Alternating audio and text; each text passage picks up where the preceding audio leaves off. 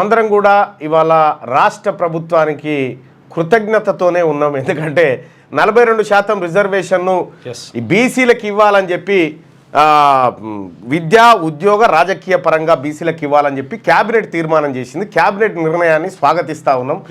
Cabinet నిర్ణయాన్ని స్వాగతించడంతో పాటు ఇంకొక 2-3 అంశాలు కూడా కీలకంగా ఉన్నాయి.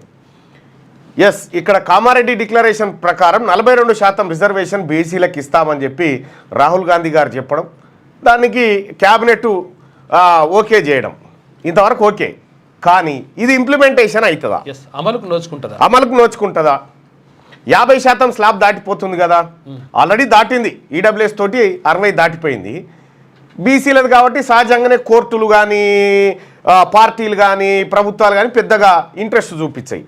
మరి బీసీల పట్ల ప్రేమ ఉన్నటువంటి ముఖ్యమంత్రి గారు 42% రిజర్వేషన్ అమలు చేయించే బాధ్యత నాది అని ఒక స్టేట్మెంట్ చేయాలి.